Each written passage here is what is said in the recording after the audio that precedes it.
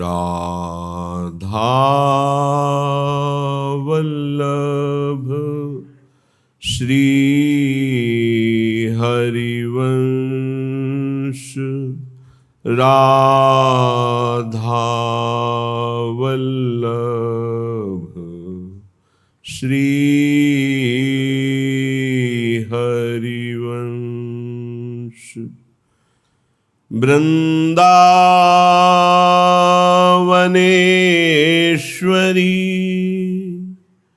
तवैव पदारविन्दम् प्रेमामृतैकमकरन्द रसौघपूर्णम्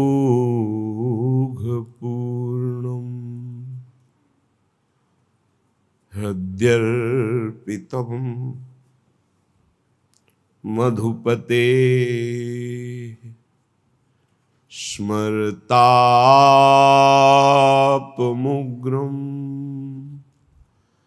निर्वापयत् परम शीतलमाश्रयामि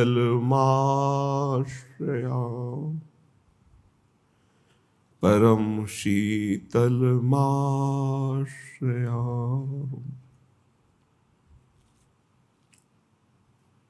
दीजे मोहि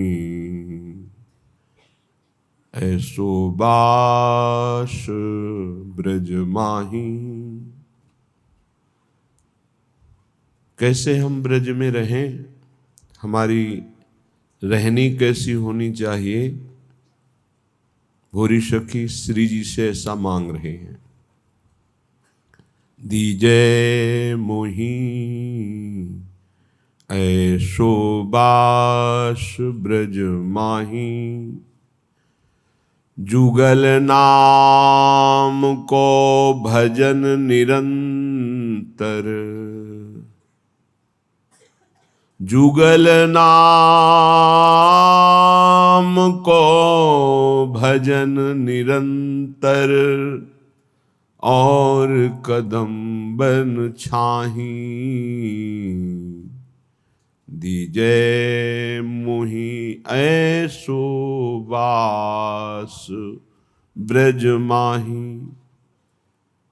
मुझे ब्रजवास मिले, पर ऐसा निरंतर मेरी जिह्वा से युगल नाम चलता चाहिए। राधा वल्लभ राधा वल्लभ राधा वल्लभ लाल को हृदय ध्यान मुख नाम। अगर कहीं वृंदावन की लताओं के नीचे बैठ करके नाम कीर्तन वाणी गायन का सौभाग्य कुछ क्षण भी मिले, तो वृंदावन की लताएं आशीष देती हैं, प्रिया प्रीतम की प्रीति का आशीष देती हैं। जैसे कोई राधा ऐसा उच्चारण करता है तो सुन करके हृदय में लगता है क्या दे दूं, इसको कैसे सुख पहुंचाऊं। ये तो एक क्षुद्र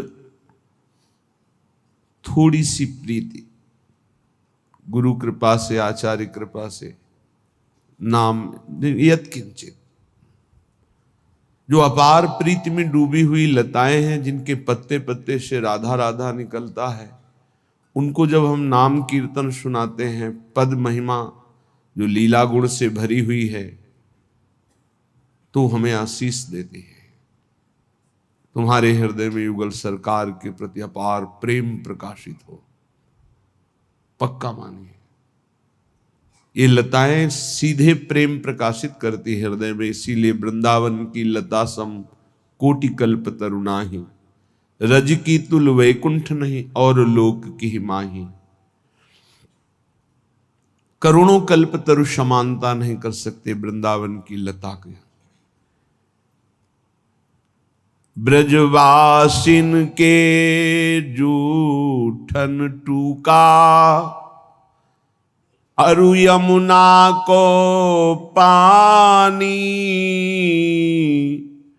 रसिकन की सतसंगति दीजे सुनिबो रस भरी बाणी। हे प्रियाजू, ऐसी कृपा करो कि मुझे वृंदावन वास मिले, ब्रजवास मिले। निरंतर जब तक हमारे शरीर में चेतना है, हम नाम जप करते हुए अपने श्वासों को व्यतीत करें। कोई भी श्वास बिना नाम के ना जाए। हे प्रियाजू, वृंदावन की लताओं का सेवन, सेवा करने का सौभाग्य मिले और ब्रजवासियों की जूठन पाने को मिले, उनके टूक पाने को मिले। ये बड़ा आंतरिक रहस्य है। ब्रजवासियों का एक टूक भी प्रिया प्रीतम की तरफ आकर्षित करने में समर्थ है।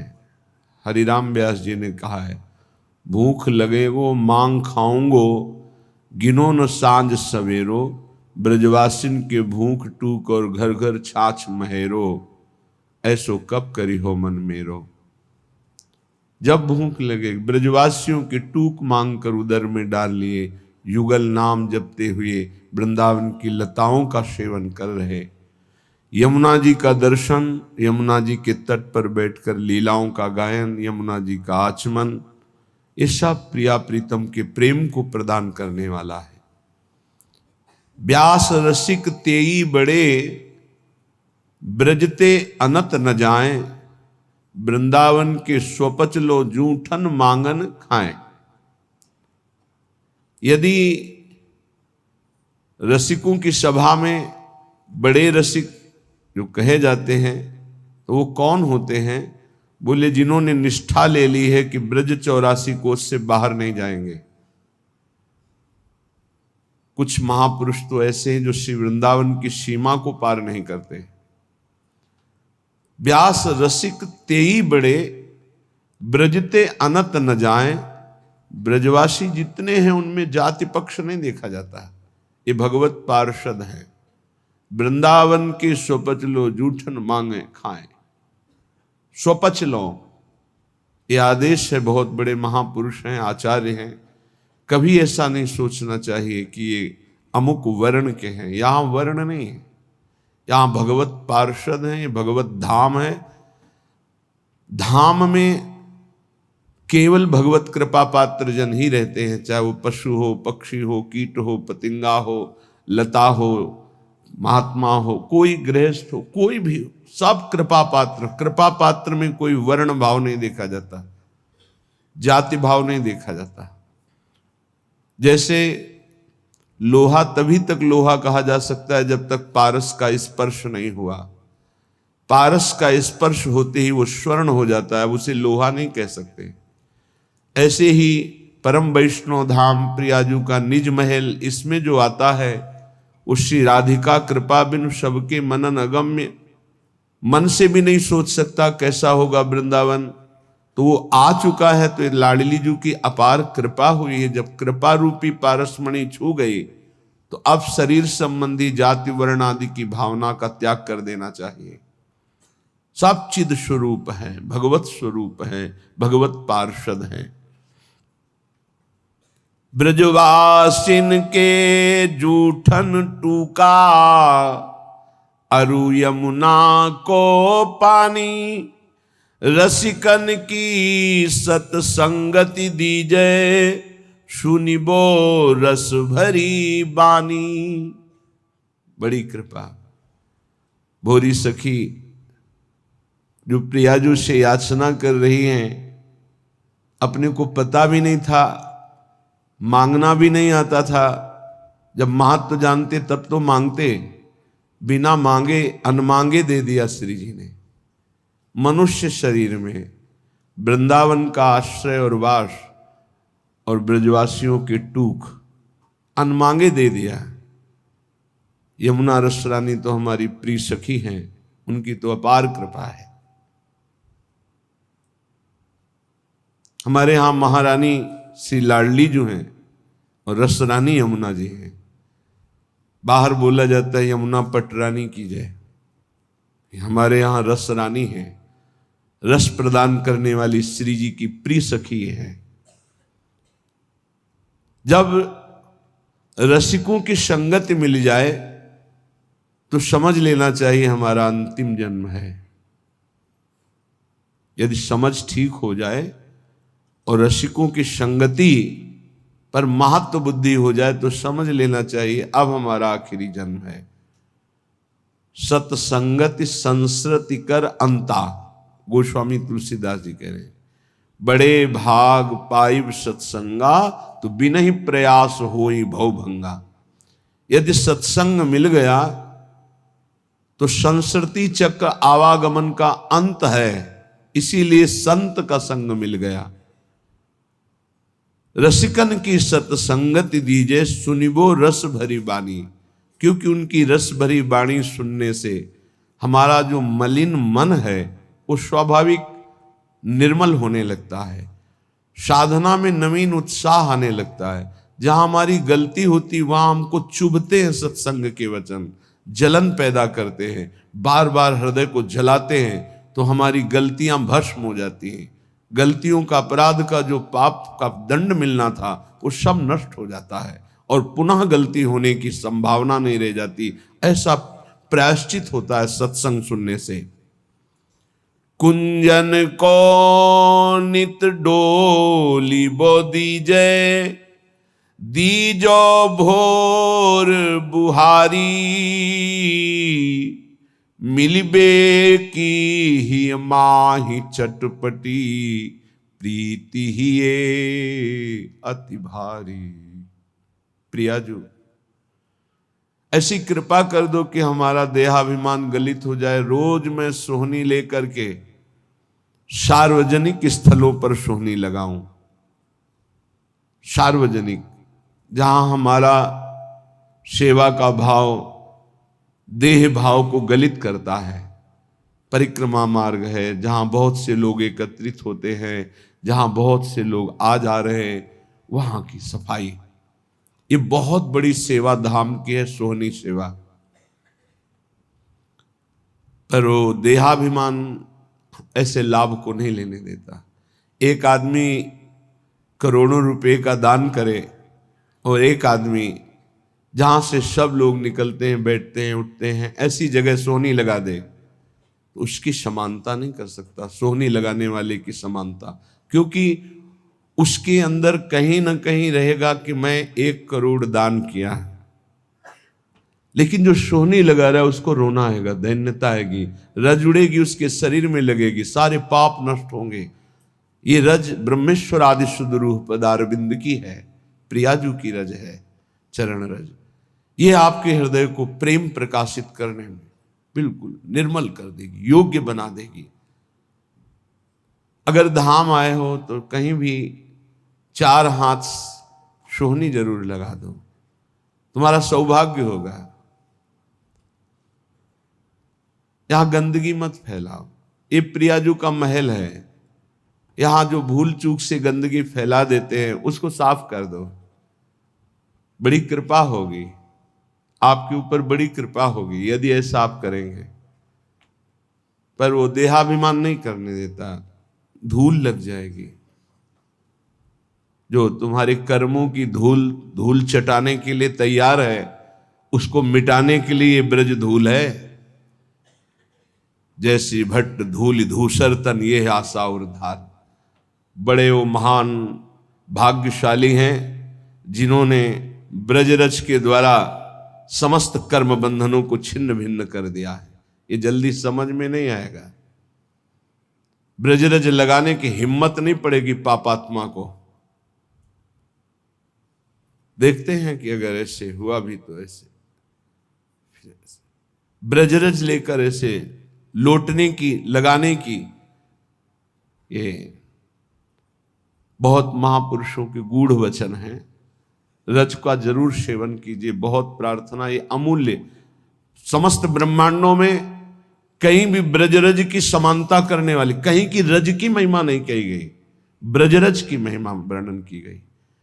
स्वयं श्री भगवान 1 वर्ष तक शास्त्रों वचनों का रूप धारण करके संपूर्ण ब्रज 84 कोष की रज का स्वाद लिया। जब ब्रह्मा जी ने अपहरण किया तब भगवान ही स्वयं बछड़े बने। ये रज बहुत अपार करुणामयी है। सोहनी लगाने से स्वाभाविक ही रज का अभिषेक हो जाता है। और प्रिया जो देखती कि मेरे महल की टहल कर रहा है, बहुत कृपा होगी। संपूर्ण वृंदावन, संपूर्ण ब्रज हमारे प्रभु का निज घर है, निज घर है। कहीं भी सोहनी लगा रहे हो तो प्रभु के घर में लगा रहे हो। अम्बरीश जी और दुर्वासा जी, अगर साधना में देखा जाए तो दुर्वासा की समानता कदापि त्रिभुवन में कोई बिरला ही कर सकता है। अम्बरीश जी की तो बात ही जाने दो। अगर साधन पक्ष में देखो तो दुर्वासा जी, और समर्पण पक्ष में देखो तो अम्बरीश जी। अपने हाथ से सोहनी लगाते हैं, अपने हाथ से पोछा लगाते हैं, चक्रवर्ती सम्राट होते हुए भी। तो सुदर्शन चक्र उनकी रक्षा में है और उनको पता भी नहीं है। दुर्वासा जी दूर्वा रस पान करते हैं, केवल वलकल की लंगोटी लगाते हैं, 60-60 हजार वर्ष की समाधि धारण करते हैं। कोई साधारण महात्मा नहीं, लेकिन कहीं न कहीं साधन पक्ष का बल है। और अम्बरीश जी के हृदय में सावई मनः कृष्ण पदारविंदयो, केवल श्री कृष्ण चरणारविंद में मन अर्पित करके निरंतर चिंतन, दैन्य भाव, ये आत्मसमर्पण बहुत जोर का होता है। इस सोहनी लगाना, प्रभु के लिए पोछा लगाना, ये बहुत बड़ी बात है। देहाभिमान इसी से गलित होता है। कुंजन को नित डोलिबो दीजो, दीजो भोर बुहारी। रोज हम सोहनी लगावें, कहीं ना कहीं लगावें, एक नियम बना ले थोड़ा सोहनी लगाने का। अपने लोगों को का नियम था, पूरा हित धाम को करते हुए परिक्रमा मार्ग मदन टेर के सामने तक ऐसे पूरा साफ कर, पद गुनगुनाते हुए जो सोहनी लगाने में सुख मिलता है ना, अलग अलग स्वाद होता है भजन का। जैसे एक ही खोए को बहुत प्रकार से हम स्वाद लेते हैं, कुछ पेड़ा बना के, कुछ लड्डू बना के, कुछ उसी खोए के विविध प्रकार की मिठाइयां बनती, ऐसे ही भजन का विविध स्वाद है।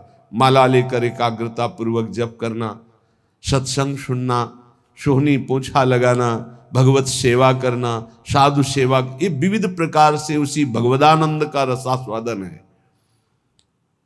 श्री भोरी सखी जी कहती हैं, प्रिया जो ऐसी कृपा करो कि ब्रज में वास मिले, वृंदावन वास मिले, और आपके कुंजों में रोज सोहनी लगाने का सौभाग्य मिले। ये संपूर्ण वृंदावन ब्रज ये कुंज निकुंज है। कोटि प्राण नित बारी बोदी जय, देखत चरण छटारी। वैसे तो मुख्य 5 प्राण हैं और पंच प्राण सहायक है, तो 10 प्राण कहे गए हैं। लेकिन अगर करोड़ों प्राण होते और न्यौछावर करते, उस न्यौछावर के बदले में श्री जी के गोरे चरणारविंद को एक बार देखने का सौभाग्य मिलता तो सस्ता सौदा है। प्राण दिए यह प्रेम न पइए, क्योंकि श्री जी के चरणों से प्रेम प्रवाहित होता रहता है। सत्प्रेम सिंधु मकरंद रसौग धारा, प्रेम धारा गोरे चरणारविंद से ही प्रवाहित हो रही है, प्रियाजू के चरणों से। लालजू का प्रेम ही प्रियाजू है। इसलिए एक रसिक महान पुरुष ने कहा कि श्री कृष्ण का प्रेम बिना प्रियाजू की कृपा के मिल ही नहीं सकता। उन्होंने विनोद में कहा, श्री कृष्ण के पास तो प्रेम है ही नहीं, वो तो प्रियाजू है। तो एक उपासक ने प्रश्न किया आके हितधाम में कि उन्होंने ऐसे कैसे कह दिया, हमें बड़ी जलन हुई कि श्री कृष्ण के पास प्रेम ही नहीं है। तुमको शब्द बोलिए, आप वही शब्द बोलिए जो वो बोले हो, क्योंकि आप मिलावट कर दोगे तो अर्थ नहीं निकल पाएगा। वो जीव के तो शब्द वो बोले, तुमको देखो उनके शब्दों में झांक के देखो क्या कह रहे हैं। श्री कृष्ण के पास तो प्रेम नहीं, क्योंकि श्री कृष्ण का प्रेम तो मूर्तिमान प्रियाजू के रूप में विराजमान है। तो बिना प्रियाजू के चरणों की आराधना के प्रेम कैसे प्राप्त हो जाएगा? क्योंकि प्रेम रूप तो सांद्रानंद घन प्रेम मूर्ति किशोरी, ललित रंगीली गाइए ताते प्रेम रंग रस पाइए। प्रियाजू कोई और थोड़ी है, लालजू के हृदय का प्रेम जब रूप धारण किया तो लाडली जू के रूप में हुआ। कोटि प्राण नित बारी बो दीजे, देखत चरण छटारी। जैसे जो केवल श्री कृष्ण उपासना में अभी प्रवेश नहीं पाए हैं पर भक्ति करते हैं, वो जब सुनते हैं कि लालजू मोर मुकुट पधराते हैं श्री जी के चरणों में, तो हमने देखा वो चूंकि अभी प्रारंभ है उनकी भक्ति का, तो भगवान ऐसा कैसे कर सकते, भगवान कैसे ऐसा कर सकते। ठीक है, लेकिन प्रियाजू तो लालजू तो भगवान है ना, भगवान ऐसे। यही है तुम्हारी प्रारंभिक दशा जिससे तुम नहीं जान पा रहे। अरे वो सेन नाई के लिए राजा के चरण चापने पहुंच गए, वो अपने भक्त के लिए सारथी बने बैठे हैं, वो अपने भक्त की मल भरी लंगोटी धो रहे हैं, वो प्रियाजू के चरणों में महावर लगावे तो कोई आश्चर्य की बात है। अरे प्रेम समुद्र प्रभु अपने प्रेम का दुलार कर रहे हैं, तुम्हें आश्चर्य लग रहा है। किंचन मात्र किसी भक्त में प्रेम आ जाता है तो मेरे प्रभु हाथ जोड़े उसकी सेवकाई के लिए खड़े रहते हैं। भक्ताधीन मन पूज्यो भक्ता नाम भयंकर। कैसे कैसे समझोगे? थोड़ी सी प्रीति आ जाए तो जहां मेरा भक्त चरण रखो वहां रखूं मैं हाथ, पीछे पीछे मैं फिरूं, कभी न छाणू साथ, फिर वो प्रियाजू के चरणों में माथा रख दे। कौन आश्चर्य की बात है। नंददास प्रभु छवि बिलोकत, प्रीति के प्रतिपाल, चापत चरण मोहन लाल। कोटि प्राण नित बारी बो दीजे, देखत चरण छटारी। इतनी आस पुजावहु प्यारी, भोरी बलि बलिहारी। दीजे मोहि ऐसो बास ब्रज माही, जुगल नाम को भजन निरंतर, और कदम बन छाही। दीजो मोहि ऐसो बास ब्रज माही। हे प्यारी जू, ऐसी मेरी आशा है और आप अत्यंत कृपालुता दयालुता की समुद्र हो। मेरी आस पूरी करो, मैं आपके गोरे चरणारविंद को देख पाऊं, आपकी परिचर्या में रहूं, युगल नाम जप करूं और वृंदावन की वीथियों में आपका सुमिरन करते हुए, नेत्रों से आंसू बहाते हुए, रज अभिषिक्त होकर अपना जीवन व्यतीत करूं। श्रीपाद प्रबोधानंद जी महाराज कह रहे हैं, भाई बहुत भोग लिया है, बहुत जन्म भोग लिए हैं, एक बार मेरी प्रार्थना मान लो तो आज तक तुम्हें जो शांति और विश्राम नहीं मिला वो मिल जाएगा। भ्रातर भोगा सुभुक्ता का इहि न भवता नापि संसार मध्य। ए भाई, तुम्हें पता नहीं कि तुमने क्या क्या भोगा है, बहुत कुछ भोग लिया है, सब भोग लिए हैं। कागभूषुंडी जी को भगवत प्रसाद से शास्त्रों जन्म की स्मृति है। शास्त्रों जन्म क्या, शास्त्रों युगों की स्मृति है। कई बार उनके सामने कलयुग आ चुका, कितनी बार चतुर्युगी व्यतीत हो गई। वो कह रहे हैं गरुण जी महाराज से कि सत्य कहता हूं हे पक्षीराज हरिवाहन, आपके सामने सत्य कहता हूं, कोई ऐसा कर्म नहीं जो मैंने किया ना हो, कोई ऐसा भोग नहीं जो मैंने भोगा ना हो, लेकिन आज मुझे जो भगवान की स्मृति में सुख मिल रहा है वो किसी में सुख नहीं मिला। सब कुछ करके देख, वो अनेक जन्मों की स्मृति से सब देख रहे हैं, सकल कर्म करि थके गोसाई, सुखी न भयो आजुकी। आज जो मैं भगवान श्री राम की पावन चर्चा करता हूँ, उनका नाम जप करता हूँ, उनके ध्यान में मगन रहता हूँ, इससे बड़ा सुख मुझे किसी भी साधन में, किसी भी भोग में, किसी भी कर्म में नहीं मिला है। श्रीपाद कह रहे हैं, भ्रातर भोगा सुभक्ता, खूब भोग भोग लिए, तुम्हें याद नहीं है। जैसे कई बार हमने स्मृति दिलाई कि 9 महीने मां के गर्भ में इसी जन्म में रहे, कुछ याद है? 1% भी याद है तुम्हें? ज्यादा समय नहीं हुआ, कोई 50 वर्ष, कोई 40 वर्ष, कोई 30 वर्ष, 25 वर्ष, ऐसे सब बैठे हो। आप विचार करके देखो कि ज्यादा लंबा समय नहीं गया, इसी जन्म की बात है। क्या आपको याद है कि मां के गर्भ में तुमने क्या दुख भोगा? 100 में 1% याद है? नहीं याद है, फिर पीछे जन्म की क्या जानोगे? ना भवता ना पे संसार मध्य, इस जगत में ना तुम कभी सुखी हुए हो, ना सुखी हो पाओगे यदि भजन नहीं करोगे। देखो, जब बच्चापन तो सिखाया जाता है खूब बढ़िया पढ़ो लिखो, धन कमाओ, ऐसे योग्य बनो, बढ़िया है। कभी अध्यात्म नहीं सिखाया, कभी नाम जप नहीं सिखाया, कभी ये बैठ के नहीं सिखाया कि बड़ों का आदर कैसे किया जाता है, कभी ये नहीं सिखाया कि मनुष्य जीवन का लक्ष्य क्या है।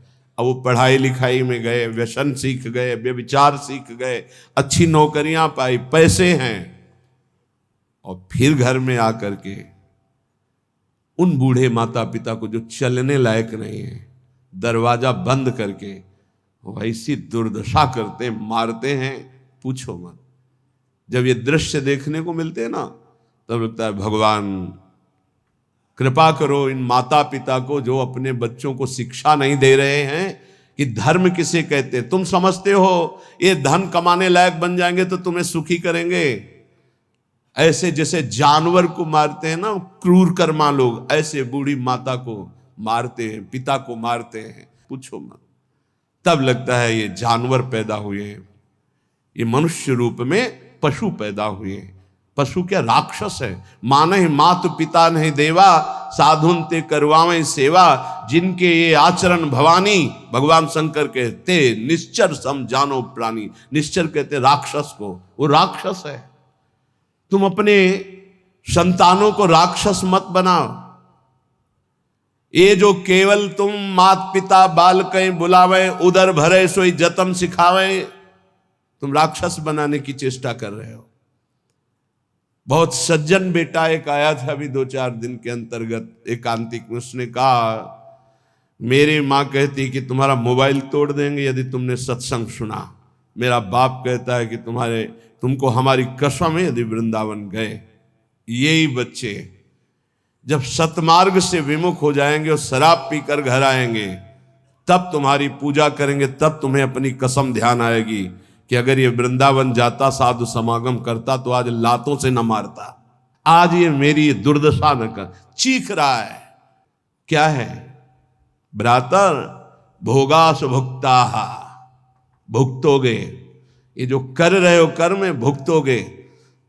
तुम्हारे बेटा बेटी देख रहे हैं कि बुढ़े के साथ कैसा तुम कर रहे हो, वही इंतजाम तुम्हारे लिए रहेगा, वही इंतजाम, उससे बढ़ के ब्याज सहित। चिंता मत करो। इसलिए हम सबसे प्रार्थना करते हैं, ये कर्म भूमि है, जो बीज बोओगे वही फल काटोगे। आज देखने में लग रहा है कि माता पिता के साथ बड़ा अन्याय हो रहा है, लेकिन सत्य पूछो तो ये उनके कर्म का फल उनको देखने को मिल रहा है। न कभी राम बोले, न कृष्ण बोले, न हरि बोले, पूरा जीवन केवल इसी में लगाया। तो देख परिणाम, जिनके लिए जीवन लगाया वही तेरा जीवन लेने के लिए तत्पर हो रहा है, वो वही तेरा नाश कर रहा है। जिसको तूने सजाया वही तुझे दंड दे रहा है। क्यों? भगवान का विरोधी भाव रखने वाला कभी सुखी नहीं हो सकता। हनुमान जी महाराज रावण को कहते, हाथ जोड़कर विनती करता हूं, राम जी की विमुखता का त्याग कर दे, नहीं शंकर साहस विष्णु अज तो ही सकहि न राख राम कर द्रोही।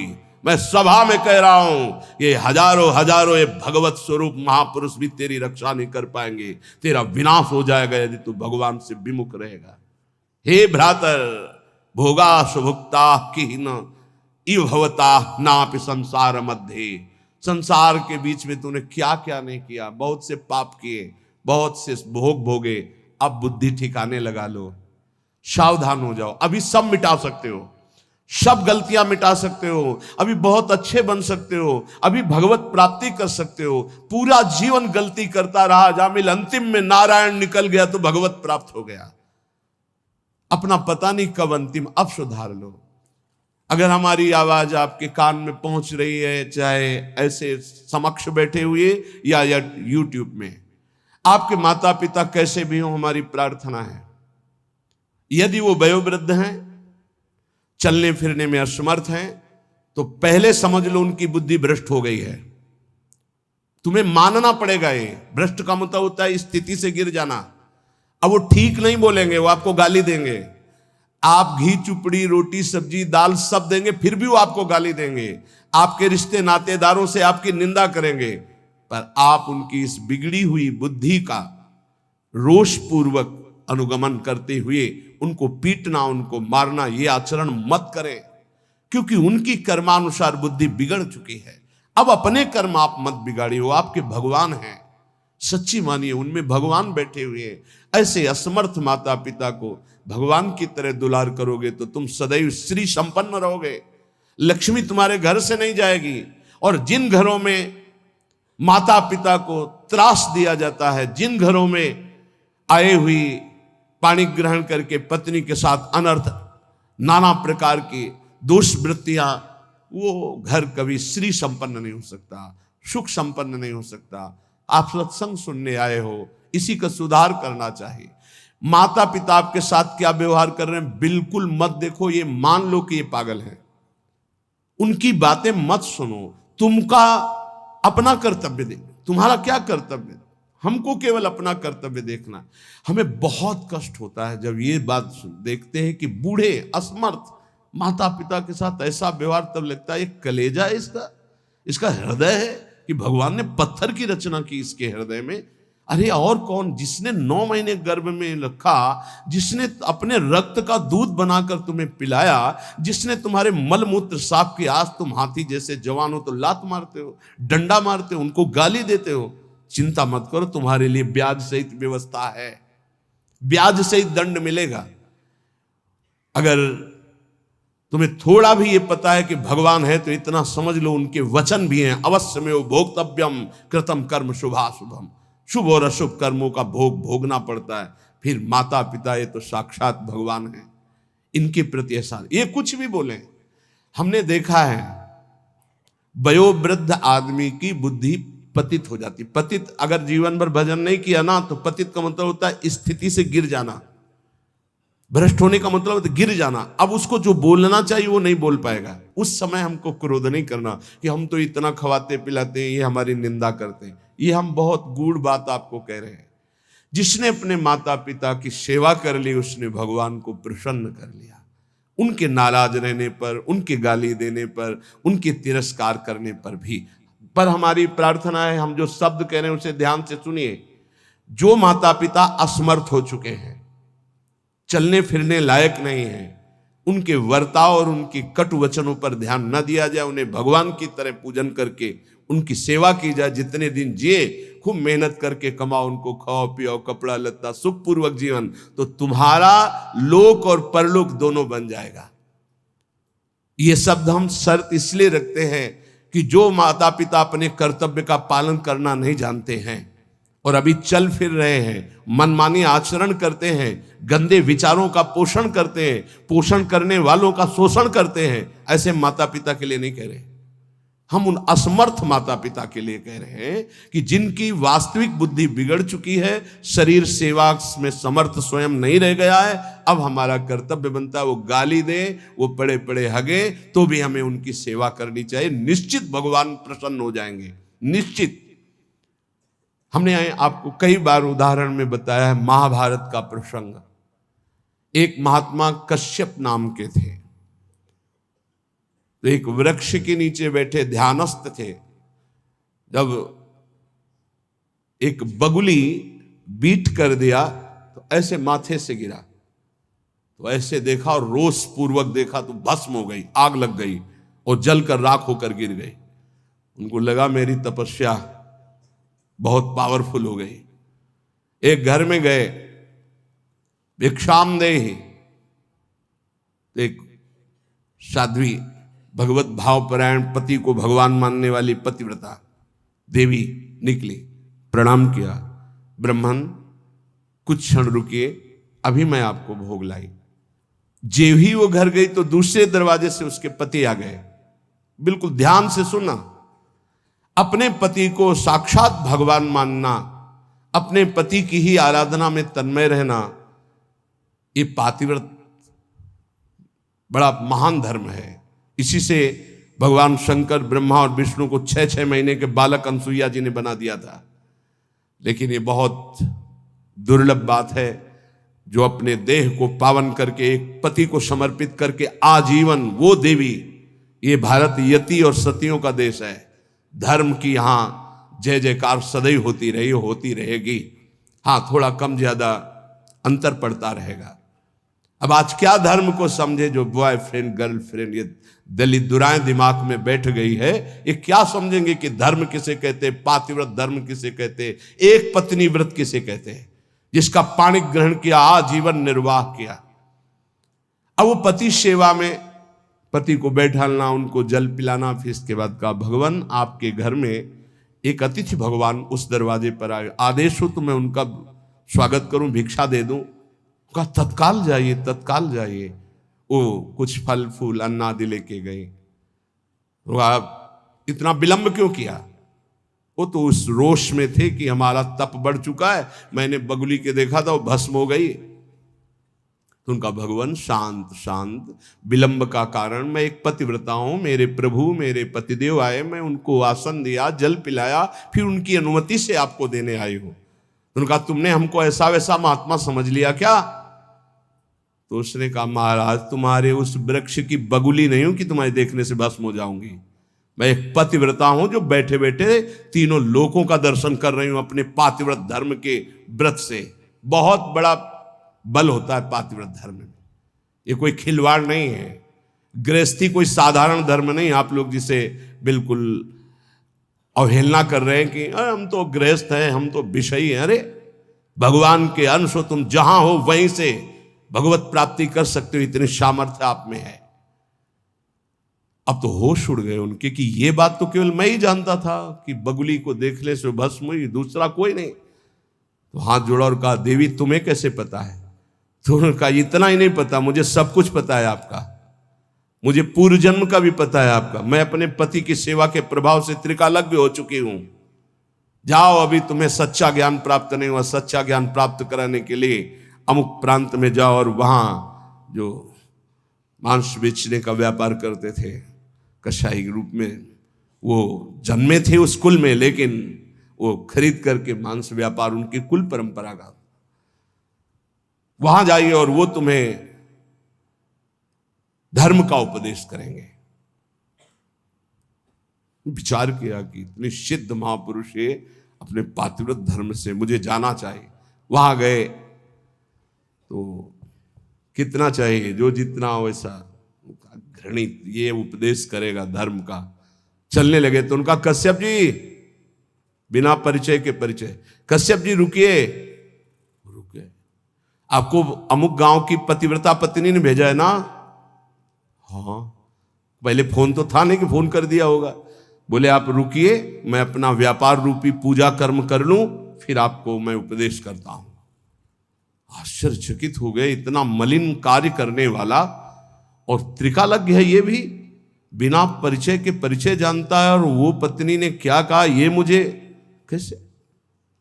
बाद में जब अपनी सेवा से निवृत्त हुए तो दुकान को अपनी प्रणाम किया, पैर छुआ और वो कर्म भगवान को समर्पित किया कि मुझे जिस कुल में जन्म दिया वो मैं कर्म कर रहा हूं और नाम जब निरंतर चलता। उन्होंने कहा पहले तो मैं पूछना चाहता हूं आप इतना निंदनीय कर्म क्यों करते हैं? तो उनका है मेरी कुल परंपरा से चल रहा है।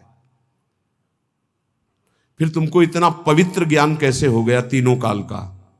बोले मैं निरंतर नाम जप करता हूं, अपने कर्म को भगवान की पूजा समझता हूं। और आओ, और घर ले गए और दिखाया कि श्वेत पलंग पर बूढ़े माता पिता बैठे हुए, जाके साष्टांग दंडवत किया। बोले जो उससे धन मिलता है उससे मैं अपने इन भगवान की सेवा करता हूं। रात दिन माता पिता की सेवा के प्रभाव से, नाम जप के प्रभाव से, अपने व्यापार को भगवान की पूजा समझने के प्रभाव से मुझे तीनों काल का ज्ञान है। तो उन्होंने कहा मेरी तपस्या अपूर्ण क्यों है? कश्यप जी ने उन्होंने कहा इसलिए कि तुम अपने माता पिता की अवहेलना कर चुके हो और वो वृद्ध माता पिता भटक रहे हैं, उनकी सेवा छोड़कर उनकी अनुमति के बिना तुम ये ऐसा, जाओ पहले उनकी आज्ञा का पालन करो। आप समझो, महाभारत में पढ़ के देखना, भगवान श्री कृष्ण द्वैपायन व्यास देव जी ने लिखा है।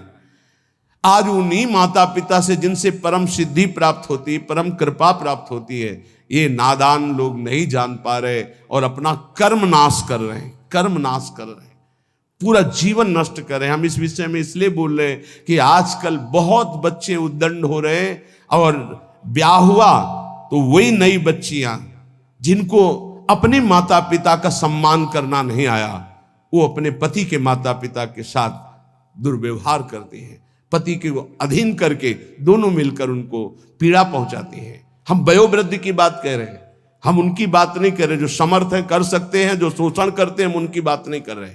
हम उनकी बात करें जो असमर्थ हैं, चलने में भी असमर्थ हैं, अब उनके ऊपर डंडे का प्रहार, उनकी पिटाई बिल्कुल ठीक नहीं। हे भ्रातर भोगा सुभुक्ता, जो तुम कर्म कर रहे हो सुभुक्ता तुम्हें भोगना पड़ेगा और बहुत भोग चुके हो।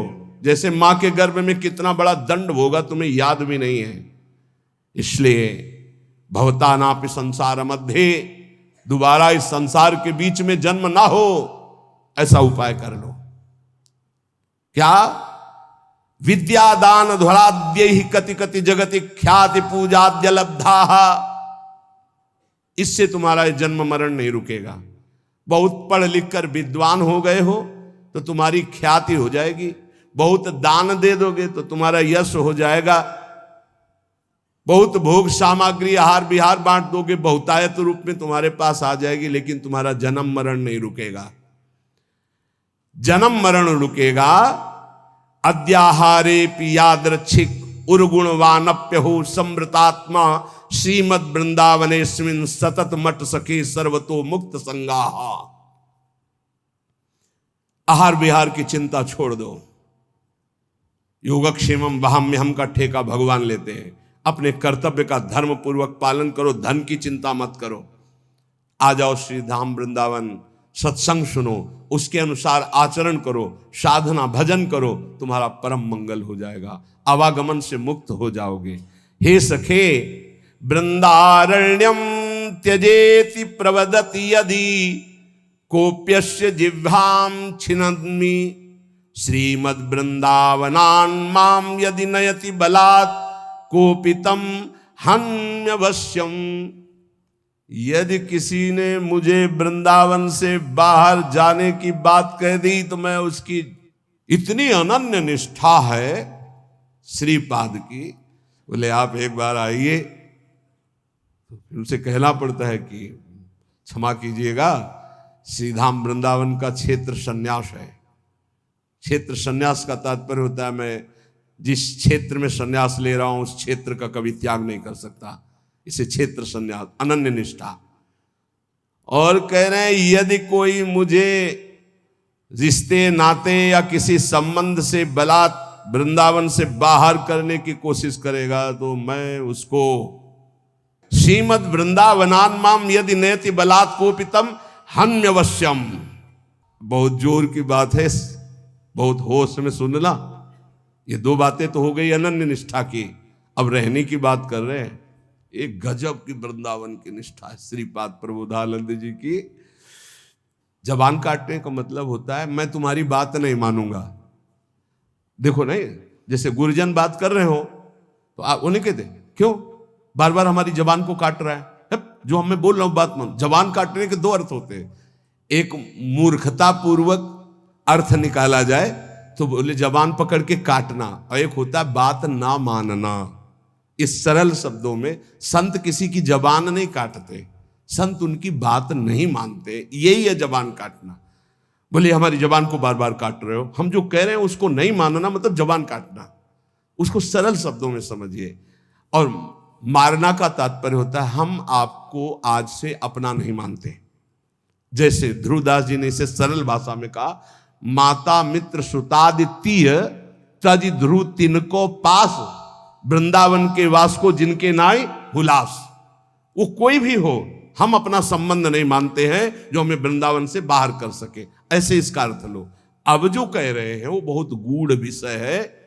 कामम वेश्याम उपेयाम न खलु परिणया यान्यतो यामि कामम चौर्यम कुर्याम धनार्थम न तो चलति पदहंत वृंदावनान में। कैसे अर्थ पड़े, हिम्मत नहीं पड़े। कामम वेश्याम उपेयाम न खलु परिणया यान्यतो यामि कामम। बहुत ऊंची निष्ठा है, इसलिए समझ पाना बहुत कठिन है। ये बहुत बड़ी बात कह रहे हैं कि वृंदावन में मैं वैश्यागमन करके भी रहना स्वीकार कर सकता हूं, लेकिन वृंदावन के बाहर में बहुत बड़ी बात कह रहे हैं। मतलब उसका अर्थ करना कठिन है, क्योंकि उनकी बहुत ऊंची निष्ठा से वो बात कर रहे हैं। भला ब्रह्मबोध संपन्न महापुरुष के अंदर कहीं कामना हो सकती? भला ऐसे अंतःकरण वाले महापुरुष जो प्रेम में निष्ठ है, उनके अंदर कहीं कामना हो सकती है? लेकिन निष्ठा की चरम सीमा का स्वरूप ये निष्ठा की चरम सीमा समझ पाना बहुत कठिन बात होती है, बहुत कठिन बात होती है। रसिक अनन्यमाल में एक चरित्र आता है कि वो उनके गुरुदेव भगवान हरिवंश महाप्रभु थे। उन्होंने बताया, जैसे हरिराम व्यास जी को श्याम श्यामा पद कमल संग शिरनायो, श्याम श्यामा के चरणों की जो आराधना करने वाले भक्तजन, उनकी आराधना से निश्चित प्रिया प्रीतम की प्राप्ति हो। उन्होंने गृहस्थ में थे, वो अपने घर में साधु सेवा विस्तार करने लगे। जो अब जहां जैसे संत सुनते उनके घर आते, तो एक नौजवान आदमी ने, जो बिल्कुल कोई मतलब भजन साधन से नहीं, देखा बहुत साधु वेश में हलवा पूड़ी खवाया जाता है और दक्षिणा भी मिलती है, तो पाखंड वेश धारण करके, वो साधु नहीं था, वो वहां गया तो उन्होंने उसका पूजन किया, वैसे ही जैसे संत सेवा करते हैं। अब वो वहां कोई रोक टोक नहीं थी, तो जैसे ये निष्ठा है, ऐसे वो बहुत ऊंची निष्ठा, उसको सब लोग नहीं कर सकते, करना भी नहीं चाहिए। अब उनके घर में एक नवयुवती बच्ची थी जो ब्याह योग्य थी, और माता पिता और सब खूब वैभव ऐश्वर्य और साधु सेवा करते थे। रात्रि में छत में गर्मियों में शयन होता है, तो संत, जो संत नहीं थे, केवल वेश मात्र था, वो कुछ ऐसी चेष्टा, बड़ा प्रसंगम सारांश में किया, निष्ठा का स्वरूप। सुबह हुआ, अब आंगन में माता पिता, और वो समझ गया था कि देख, अब वो घबरा रहा था, उसके प्राण व्याकुल होते कि मारे गए हम। तो हाथ जोड़ा दोनों ने, कहा प्रभु मैं सदैव संतों को भगवान मानता रहा हूं और आपको भी भगवान मानता हूं। आपने जो भी चेष्टा की, मैं समझता हूं मेरे राधा वल्लभ लाल का ही इशारा था। आप इस बेटी का पानी ग्रहण करें, सारा महल और ये सब ऐश्वर्य आपका, और मुझे आदेश करें, अब मैं अपने गुरु हरिवंश चंद्र जी के पास वृंदावन जाकर, और चल दिए सब छोड़ के।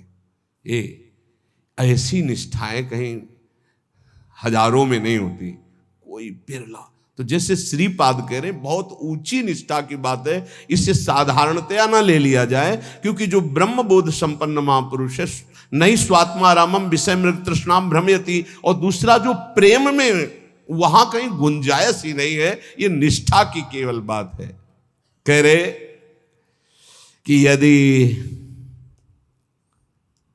तो बोले चोरी करके खा लूं, चौर्यम कुर्याम धनार्थम न तो चलती पदम हंत वृंदावनान में, एक कदम वृंदावन से बाहर नहीं होऊंगा, चाहे मुझे छीन के खाना पड़े, चाहे चोरी करके खाना पड़े, चाहे वृंदावन वृंदावन वृंदावन। इसीलिए इसकी व्याख्या ज्यादा नहीं की कि ये अज्ञानी जीव नहीं समझ पाएंगे। परिहासे प्यन्या प्रिय कथन मुक्तोति बधिरः। देखो देखो, आप समझना, अगर मैं कभी हंसी मजाक में भी बुरा बोलने की बात आएगी तो गूंगा बन के रहूंगा, कभी किसी को कष्ट देने के लिए हंसी मजाक भी नहीं करूंगा। परिहासे, ऐसे महापुरुष भला जरा सोचना। इसीलिए वहां रुक रहे थे कि शायद है बहुत लोग बाहर के भी बैठे ना समझ पावे इतनी ऊंची स्थिति की बात और महापुरुष की बात का उपहास करने लगे। परिहासे प्यन्या प्रिय कथन मुकोति बधिरा, यदि किसी का अप्रिय दुख भरा मेरा वचन उनके कान में पहुंचने का अप्रिय वाला हो तो मैं जिंदगी भर मौन रहूंगा, कभी बोलूंगा नहीं, परिहास में भी नहीं बोलूंगा जिससे किसी का हृदय दुखी हो। और परेशान दोषानुश्रुति मनु विलोकेंधनयनहा, यदि वृंदावन में कोई गलत कर रहा है ऐसा मेरे नेत्र देखेंगे तो कभी देखने लायक नहीं रखूंगा अपने नेत्रों को।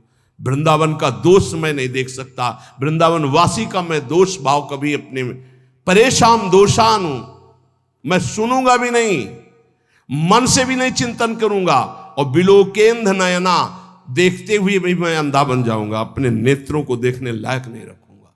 ये निष्ठा वृंदावन, वृंदावन वासी।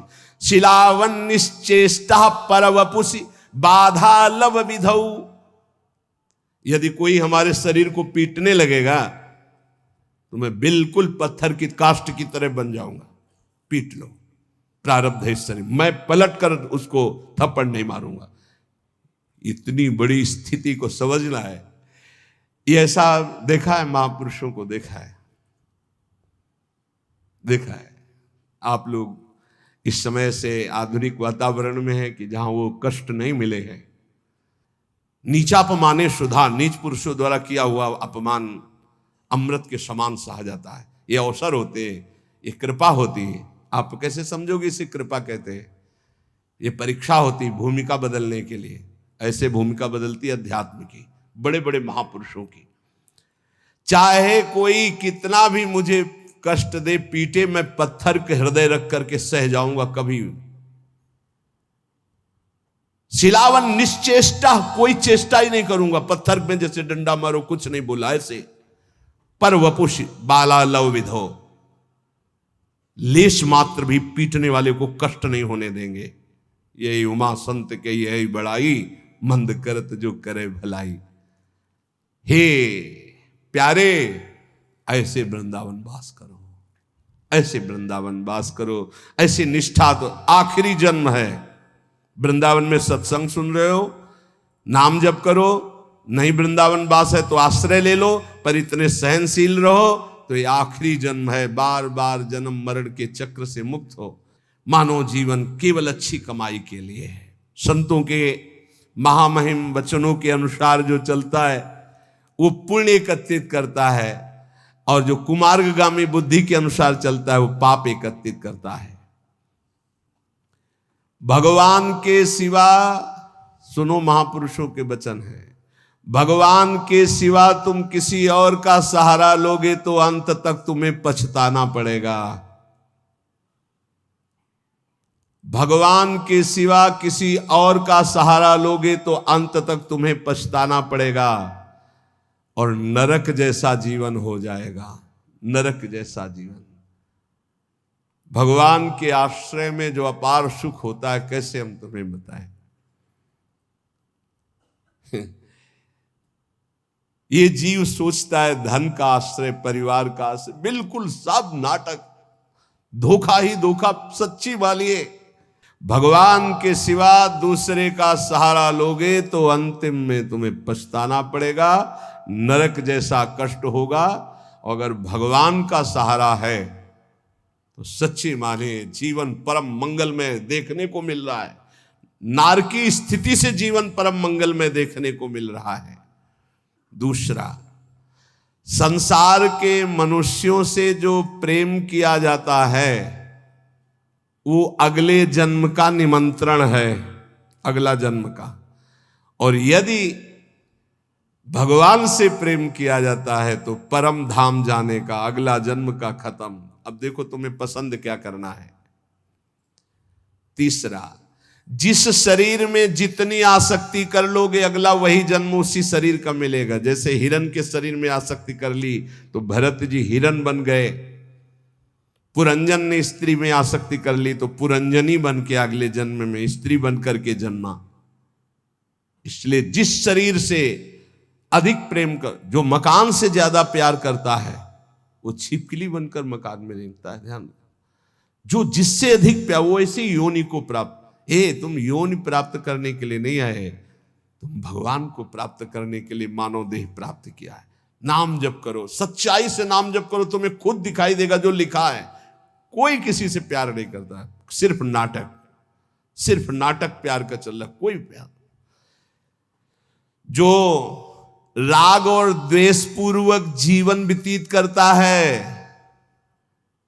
वो दुर्गति का पात्र बनकर के नाना प्रकार की नारकी योनियों को भोगता है और प्राय राग द्वेष में ही जीवन जा रहा है। ये 18 दोष भोगने ही पड़ते हैं जो भगवान का भजन नहीं करता। भूख, प्यास, बीमारी, बुढ़ापा, राग, द्वेष, मोह, निंदा, चिंता, भय, खेद, विषाद, जन्म, मरण, विस्मय, शोक, मंद, अरति, कहीं मन नहीं टिक रहा, घोर अशांत, डिप्रेशन में, अरति।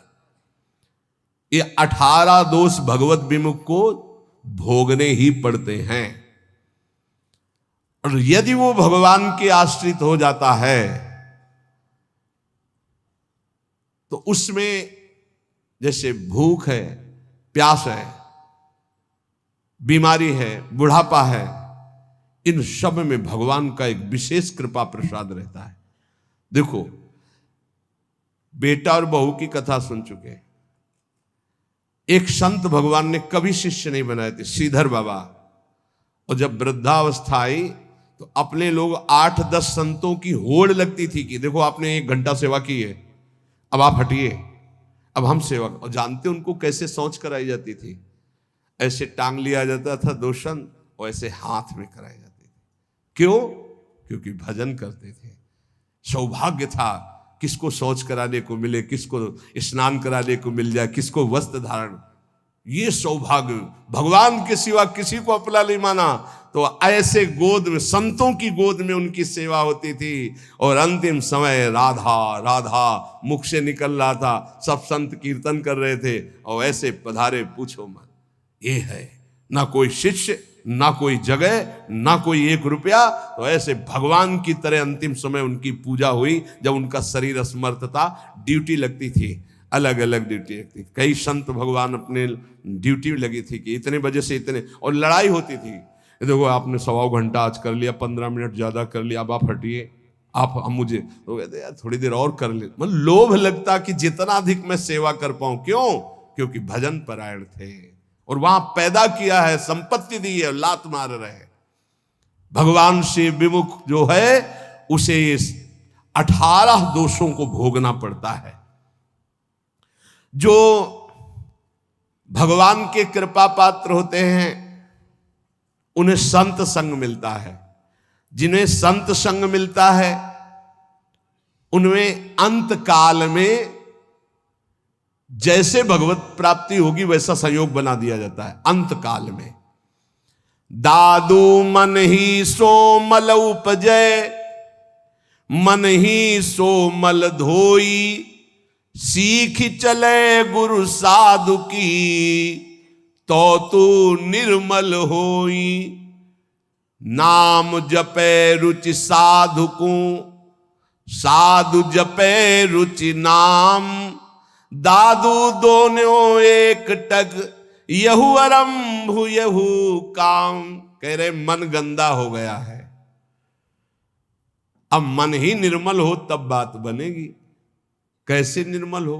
बोले गुरु का उपदेश, साधु का संग, ये साबुन है, बहुत जल्दी मन को निर्मल कर देता है। बोले जब नाम जपे तब रुचि साधु की, जब नाम जपो कहे तो संतों में तुम्हारी प्रीति हो जाएगी, और जब संत नाम देंगे तब भगवान में प्रीति हो जाएगी। ये नियम है, ये सिद्धांत। गुरुमुख के प्राप्त नाम से ही भगवत साक्षात्कार होता है। दादू हरि साधु यो पाइए, अविगत के आराध। साधु संगति हरि मिले, हरि संगत सुसाध। बोले जब हरि की कृपा होती तो साधु मिलते हैं, और जब साधु की कृपा होती है तो उस अविगत परमात्मा की आराधना शुरू होती है, तब वो हरि मिलते हैं। तो हरि की कृपा का फल साधु, और साधु की कृपा का फल हरि दर्शन। हरि जब अव्यक्त कृपा करते तब संत दर्शन मिलता है। अब मोहि भा भरोस हनुमंता, बिनु हरि कृपा मिले नहीं संता। तो मन भुवंग बहु विष भन्या, निर्विष क्यों न होई। दादू मिलिया गुरु गारुणी, तो निर्विष किया सोई। बोले ये मन बड़ा विष फैलाता है, काम क्रोध लोभ मोह मद मत्सर बड़ा विषयी बना दिया। तो बोले अब ये विष कैसे उतरे। बोले गुरु गारुणी, विष उतारने वाले गुरुदेव हैं। जो गुरुदेव ने नाम मंत्र दिया है उसको जपो तो मन का सारा विष उतर जाएगा, निर्विकार मन हो जाएगा। पूजा मान बड़ाइया, आदर मांगे मन। राम गहे सब परिहरे, सोई साधु जन। सबके मन में होती है हमारी पूजा हो, हमारी मान हो, हमारी बड़ाई हो, हमारा आदर हो। लेकिन साधु वही है जो मान बड़ाई आदर को स्वीकार नहीं करता, इच्छा नहीं करता। सब में मेरे प्रभु है, सबको प्रभु को भाव से प्रणाम। इतने विराट रूप भगवान इतने रूप में आकर दर्शन देते हैं, ये भाव नहीं रखना।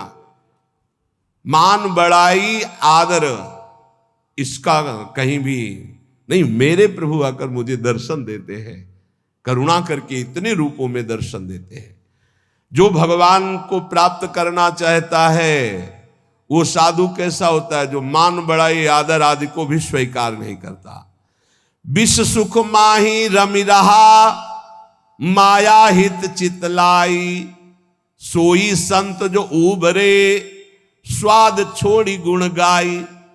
संसार के विषय भोगों में रम रहे जीवों का उद्धार कौन कर सकता है। बोले संत। बोले कौन संत। जो बोले केवल भगवान के गुण गा रहा, उसके बदले में कुछ नहीं चाहता है। अगर कुछ चाह है, रुपया पैसा भोग सामग्री स्वाद मान बड़ाई प्रतिष्ठा, तो उसकी वाणी का प्रभाव नहीं पड़ेगा। विषयों में फंसे हुए, माया में फंसे हुए जीवों का उद्धार किससे होता है। बोले संत से। बोले किन संत से। बोले सोई संत जन उबरिया, जो स्वाद छोड़ी गुण गाई। स्वार्थ स्वाद इनको छोड़कर कोई भी चाह नहीं, केवल स्वांता सुखाए तुलसी रघुनाथ गाथा। बोले ऐसे संतों की वाणी से माया में फंसे हुए लोगों का उद्धार होता है। साधु मिले तब उपजे, हृदय हरि को ध्यान। दादू संगति साधु की, अभिगत पुरवै आन। बहुत शीघ्र परमात्मा प्राप्ति होती है ऐसे संत महात्मा के संग से। उनके बताए हुए ध्यान नाम गुण कीर्तन से बहुत जल्दी भगवत साक्षात्कार होता है। प्रेम कथा हरि की कहें, करे भगत ल्यो लाई। पिबे पिबावे राम रस, सोजन मिलवो आई। बोले बड़े संतों की पहचान क्या होती है। बोले जिनके पास बैठने से केवल भगवत चर्चा ही हो, हमारे आचरण सुधरे, हरि नाम में प्रीति हो, हरि चरणों में प्रीति हो, भक्ति का हृदय में प्रादुर्भाव हो। वो स्वयं भगवत रस पिए हुए हैं और वही भगवत रस हमें पिला सकते हैं। साहब सो सन्मुख रहे, सत्संगति में आई। दादू साधु सब कहें, सो निर्फल क्यों जाई।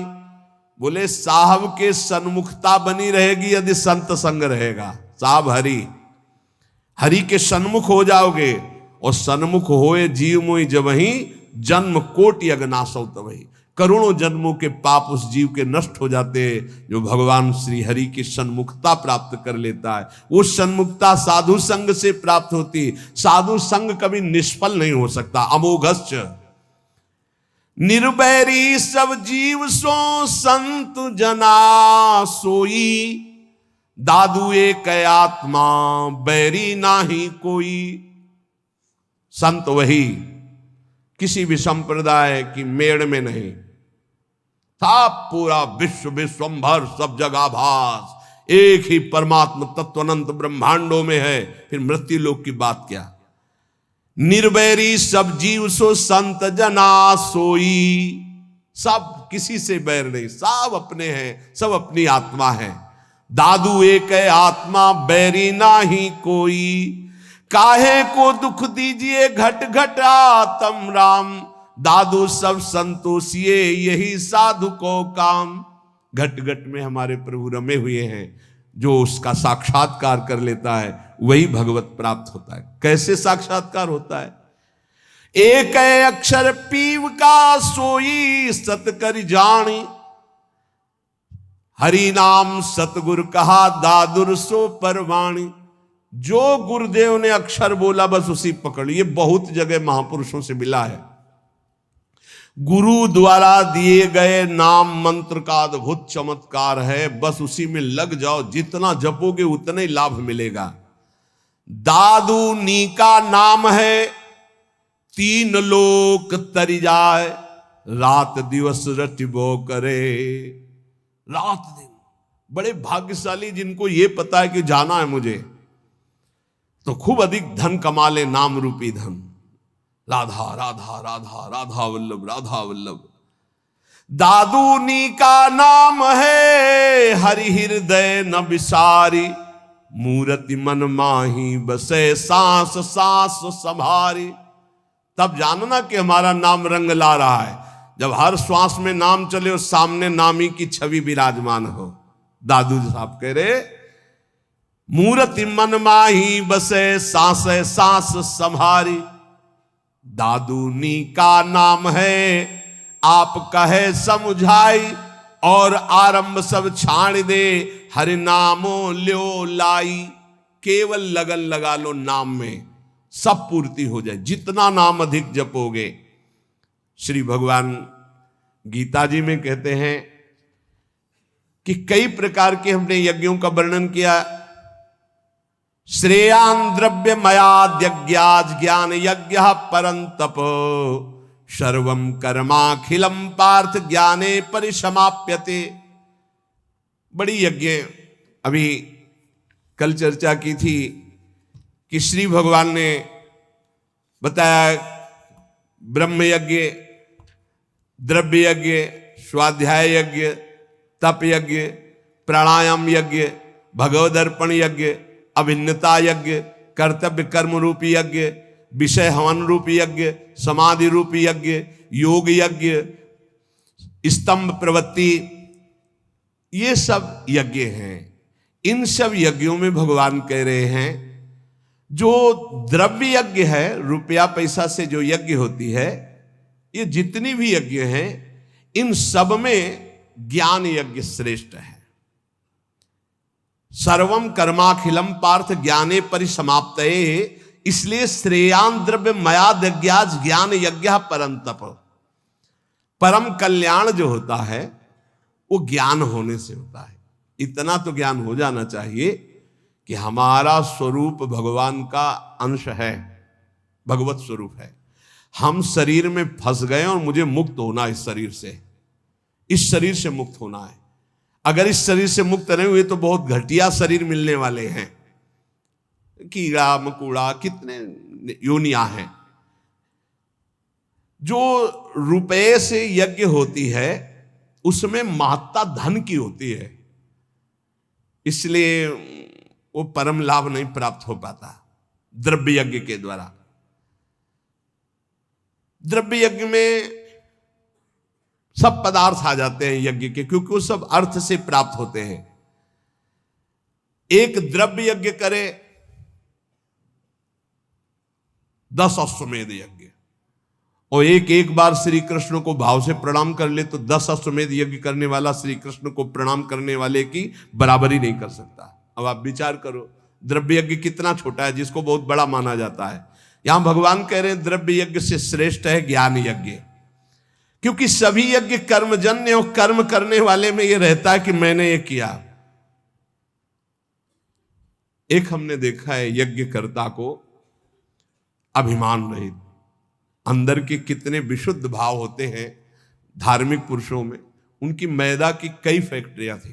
वो आते थे पूर्व गुरु आश्रम में, जब संन्यास मार्ग में थे, 10 गाड़ी उनके साथ होती थी। बहुत दूर से गाड़ी और पादुका उतार करके सबको वहीं रोक कर अकेले आते। उन्होंने जब यज्ञ कराई तो सब जो यज्ञ के, एक हाथ में टोकरी, एक हाथ में सोनी, जहां कोई खा पी के फिर हर सुविधाएं सब पवित्र वैदिक सिद्धांत से होना। और उनका काम केवल यही था, झाड़ू और टोकरी ले। पूरे किलोमीटर में यज्ञ मंडप था, पूरी सब व्यवस्थाएं, और अकेले, किसी का चंदा नहीं, क्योंकि खूब अर्थ था। और वो स्वयं ये करते थे।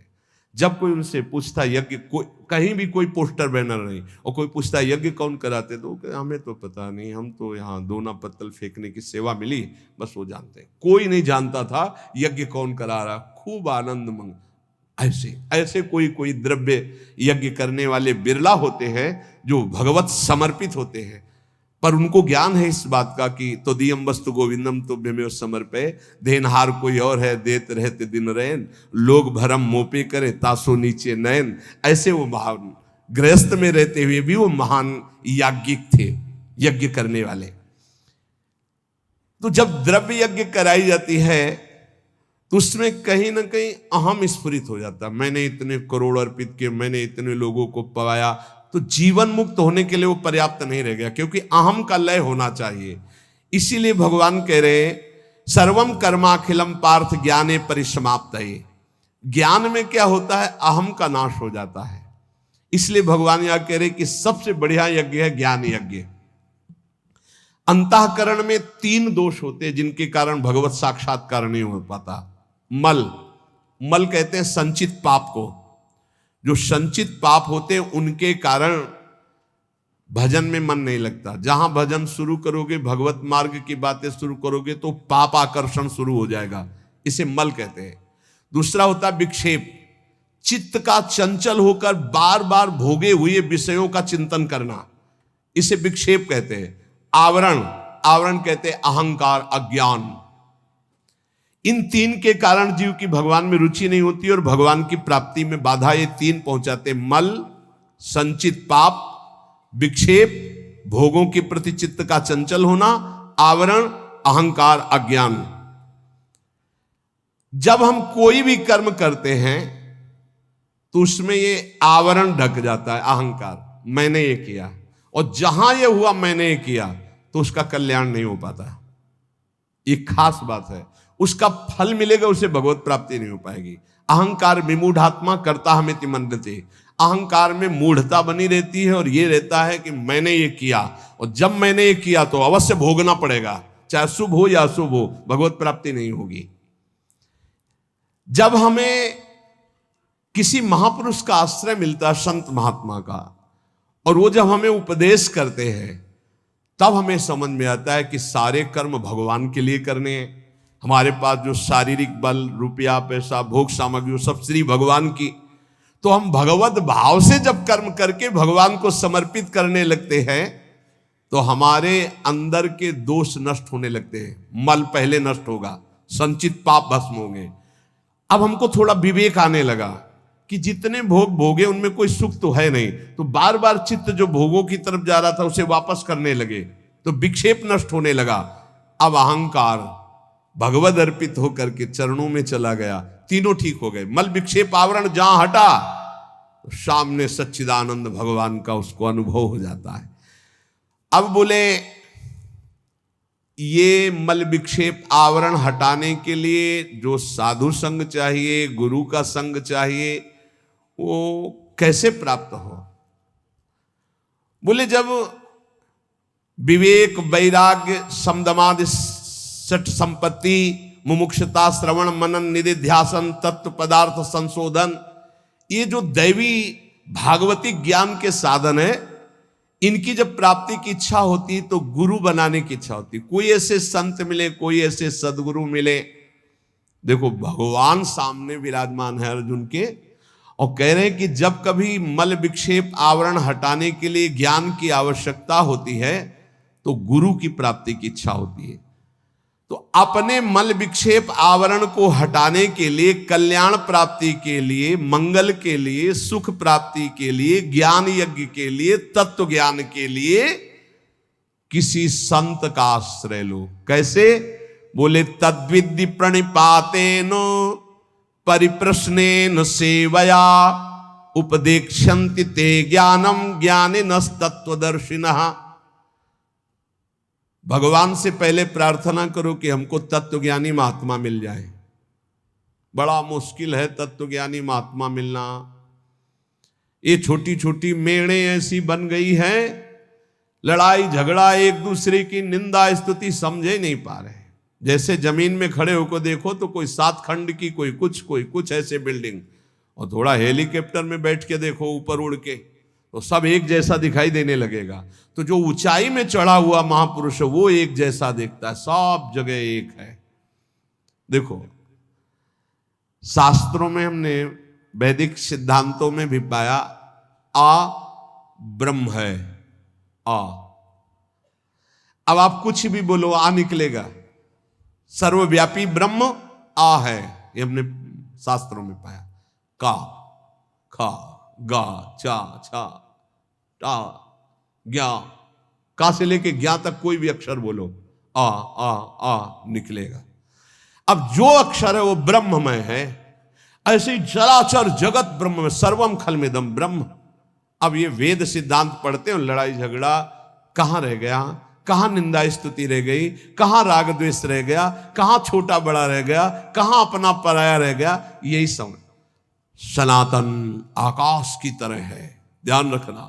सनातन धर्म आकाश की तरह है, सनातन धर्म वायु की तरह है, सनातन धर्म जल की तरह है, सनातन धर्म पृथ्वी की तरह है, सनातन धर्म सूर्य की तरह है। जहां देखो वहीं सनातन सूर्य है, सनातन वायु, सनातन जल, सनातन भूमि, सनातन आकाश, सनातन अग्नि, अंदर और बाहर, यह है सनातन। तो ब्रह्म सनातन, परमात्मा सनातन, तो धर्म सनातन। उसको समझो, ये छोटी छोटी मेड़े नहीं। सनातन, सनातन आकाश की तरह है, सनातन वायु की तरह है, सनातन अग्नि की तरह है, सनातन जल की तरह, सबका भरण पोषण सनातन। भगवान सबसे पहली बात कह रहे हैं ज्ञानिनस तत्वदर्शिना। किसका संग करना है? तत्वज्ञानी का। हरिवंश महाप्रभु कह रहे हैं कैसे प्रिया प्रीतम के प्रेम में जाओगे? बोले ये क्रूरापि पापिनो न च सताम संभाष्य दृश्यासे सर्वान वस्तुतया निरीक्ष परम स्वाराध्य बुद्धिर्मम। सबको आराध्य रूप में देखो, चाहे पापी हो चाहे पुण्यात्मा, सब में राधा वल्लभ लाल विराजमान है। यह आचार्य का आदेश है। यह है ज्ञानिनस तत्वदर्शिना, सब जगह अपने इष्ट को देखना। ये कहां मिलेंगे? ये भगवान मिलाएंगे। भगवान से सबसे पहले प्रार्थना करनी चाहिए कि मुझे ऐसे संत का सानिध्य दीजिए जो आप में रमण करता हो। मैं तो नहीं पहचान पाऊंगा प्रभु, आप मेरे हृदय को भी जानते हो और संत को भी जानते हो, तो मुझे संत संग दीजिए। अब मोहि भा भरोसा हनुमंता, बिनु हरि कृपा मिले नहीं संता। और जब संत मिले तब क्या करो? तो बोले तद्विद्धि प्रणिपातेन परिप्रश्नेन सेवया।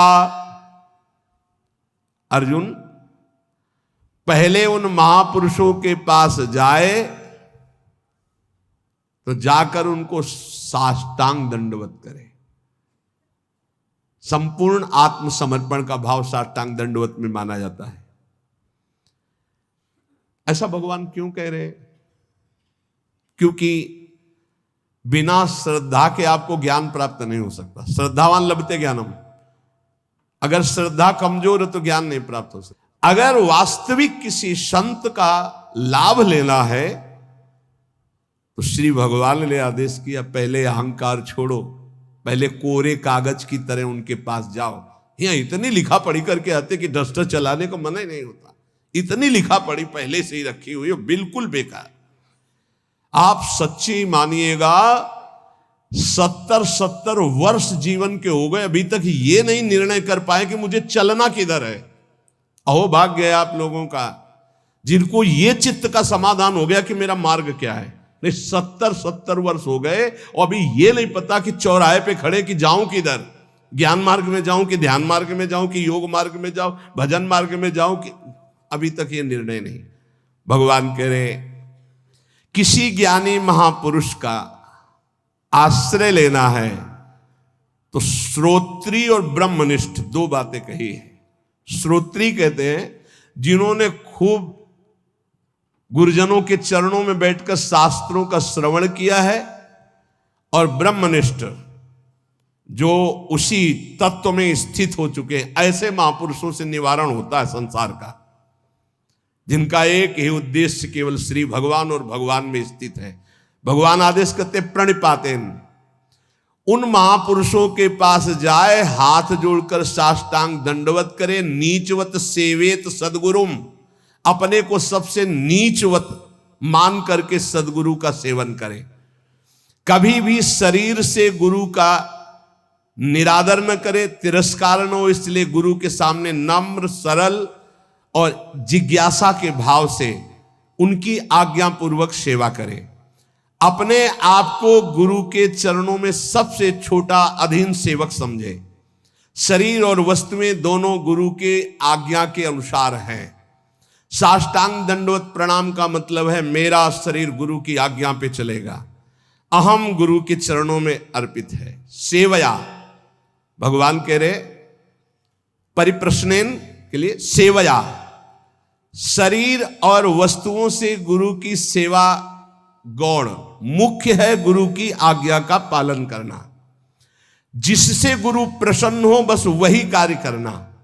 उनकी प्रसन्नता प्राप्त हो गई, उनके मन के संकेत के अनुसार तुम्हारी चेष्टा हुई, उनकी आज्ञा के अनुकूल तुमने कार्य किया, तो प्रश्न करना ही नहीं पड़ेगा, उत्तर तुम्हारे हृदय में अपने आप आ जाएगा। देख लेना, संत महापुरुषों की सबसे बड़ी सेवा होती है उनके संकेत के अनुसार चलना, उनके इशारे को समझना, वो किधर चलाना चाहते हैं, वो क्या चाहते हैं, अपना जीवन उनकी आज्ञा में अर्पित करना। संतों को जितना सिद्धांत प्रिय है उतना अपना शरीर प्रिय नहीं है। तो एक आदमी संत की शरीर सेवा करे, उनकी आज्ञा का उल्लंघन करे, और एक आदमी केवल उनकी आज्ञा का पालन करे, तो संत कृपा उसके पास ज्यादा फलीभूत होगी जो आज्ञा का पालन कर रहा है। संत सिद्धांत की रक्षा के लिए अपने प्राण त्याग सकते हैं, इसलिए सच्चा संतों का सेवक वही है जो उनकी आज्ञा का दृढ़ता पूर्वक पालन करता है। तो पहले प्रणिपातेन साष्टांग दंडवत सेवया, तन मन वचन से उनकी सेवा, फिर परिप्रश्नेन, तब प्रश्न बनता है। केवल प्रश्न होना चाहिए परमात्मा की प्राप्ति का। अब जैसे लौकिक सांसारिक बातों को आप हमारा भी समय नष्ट करेंगे, अपना भी समय नष्ट करेंगे, वो तो आप भोग ही रहे हो। आप उनसे कैसे निकल पाओ, इसके लिए तो संत समागम मिला है। अब वहां आकर भी प्रपंच की चर्चा, अब हम कैसे बताएं। अब हमसे आकर के मान लो वोट का समय चल रहा है, हम तो खुली बात करते हैं, हमारा उद्देश्य भगवत प्राप्ति का है। अब हमारे पास आए साष्टांग दंडवत किए बैठे हो, भी वोट में खड़े हैं, आपका आशीष चाहिए, तो भाई जय विजय इस पर ध्यान न देकर राष्ट्र सेवा पर ध्यान दो। बाहरी जय विजय कोई विशेष बात नहीं, राष्ट्र सेवा की प्रीता ही विजय श्री है। तुम हार होते हुए भी हारोगे नहीं यदि राष्ट्र सेवा का भाव है, और यदि राष्ट्र सेवा का भाव नहीं पद भोग का है तो विजय होते हुए भी तुम्हारी हार है, वो कोई खास बात नहीं। महाराज श्री ने विजय श्री का आशीर्वाद दिया। हम कहते हैं भैया हमारी बात को समझो, हमारा उपदेश केवल धर्म, राष्ट्र और भगवान के लिए है। विजय श्री उसी के पास है जो उत्साह संपन्न होकर हमारे राष्ट्र की सेवा का भाव रखता है। ये प्रजा भगवान का स्वरूप है। जब आप प्रजा को प्यार करोगे, उनके बीच में जाओगे, उनकी समस्याओं को देखोगे, वहां समस्याओं का निदान करोगे, अपने आप हमारे भारत के प्रिय रहेंगे। हमारा उद्देश्य भगवत प्राप्ति, हमारा उद्देश्य नेता और महान जनों को गाइड कर सकें, ऐसी मेरी सामर्थ्य नहीं। हम तो उनके गाइड के लिए हैं जो इस संसार से छक गए हैं और भगवान की प्राप्ति करना चाहते हैं कि अब मैं भगवान को प्राप्त। हम न किसी के वोट जिता पाएंगे और न किसी के हम सहयोग कर पाएंगे। हम इतने बड़े महात्मा नहीं हैं कि विजय श्री नहीं होगी। कह तो दिया, किसकी विजय हो गई?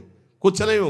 हाँ, हरिश शरणम राधा राधा राधा, पक्का संसार से विजय प्राप्त कर लोगे, माया पर विजय प्राप्त कर लोगे। ये बात हमको बड़ा चुभता है, छल कपट का व्यवहार। हम तो सिद्धांत की बात करते हैं, आप उसे घसीटते हो पार्टी बंदी में, आप उसे घसीटते हो अपनी नेतागिरी में। हमारे पास ये सब नहीं।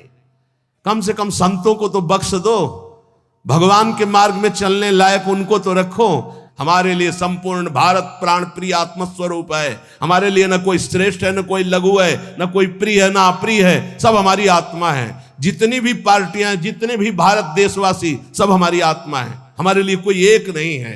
इसलिए प्रार्थना है कि ये जो पक्ष लेकर आया जाता है कि हमको विजय श्री का आशीर्वाद मिले, ये ऐसा यहां बिल्कुल नहीं है।